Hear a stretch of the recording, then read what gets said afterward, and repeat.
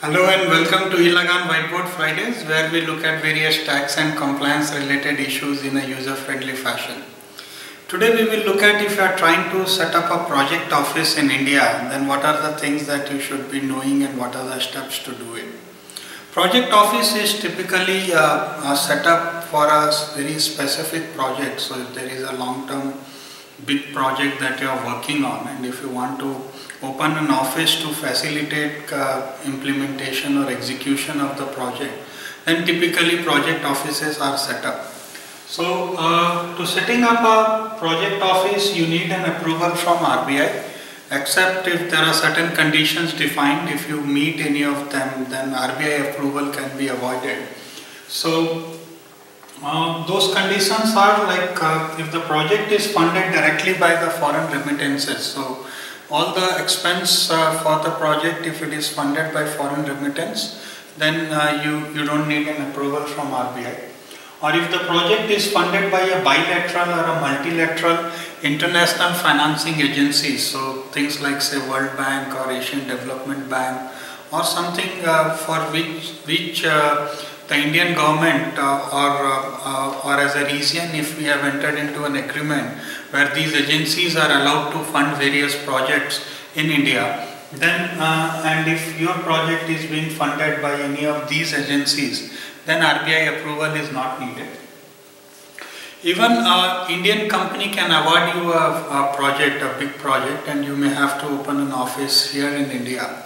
So that is also possible. So if it is awarded by an Indian company, you can open an office. But if you don't want to take an approval from RBI, then the particular project should have received a term loan from either a bank or a public financing institution.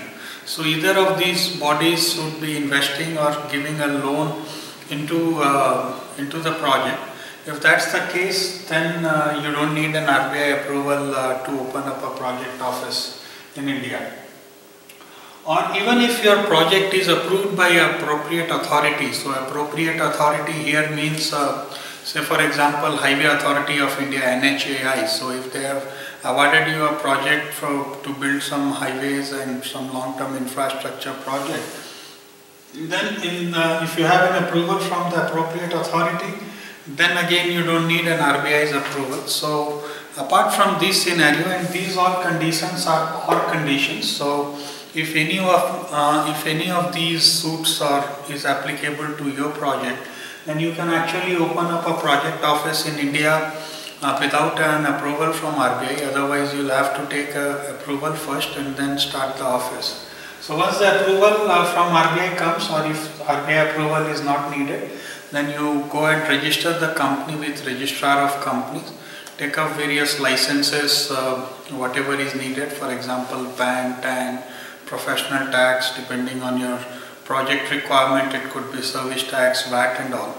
So the point is all direct and indirect taxes are applicable. So if there is any profits in the project, the taxes has to be borne in India, so you have to pay an income tax on that. All indirect taxes like VAT, service tax, excise, those things are also applicable for your case. And since these are applicable, concepts of transfer pricing is also applicable. So if there is any transaction with your related party or your parent company, then transfer pricing norms and regulations would come into effect. So you have to take care of that. Apart from this, all various kinds of tax related to employment and expense, for example deducting proper TDS, paying provident fund, DSI, professional tax as applicable in your line of business, all those compliances you have to take care. So you need to meet them, you need to pay proper taxes on those accounts, and also make sure that your company is completely compliant. So these are some requirements. Apart from this, some restrictions. You cannot accept deposits, so you are not allowed to accept any deposits of any kind from anybody in India during execution of the whole project. You are also restricted to buy or sell any immovable property. So if you want to do anything, any such activity like buying or selling of a immovable property, then you will have to take an approval from RBI. Otherwise, you can only take on lease any kind of immovable property. And the lease also typically should not exceed for more than 5 years.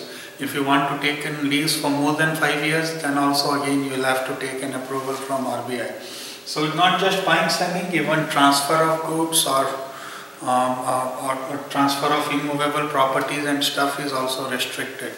So these are some things that you have to do, and then filing with registrar of companies for the annual returns and all other tax authority compliances. All these things has to be taken care. So these are the requirements to if you are looking to set up a project office in India.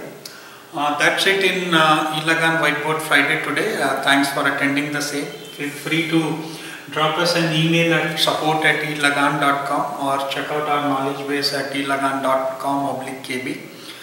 Thanks a lot. Thank you.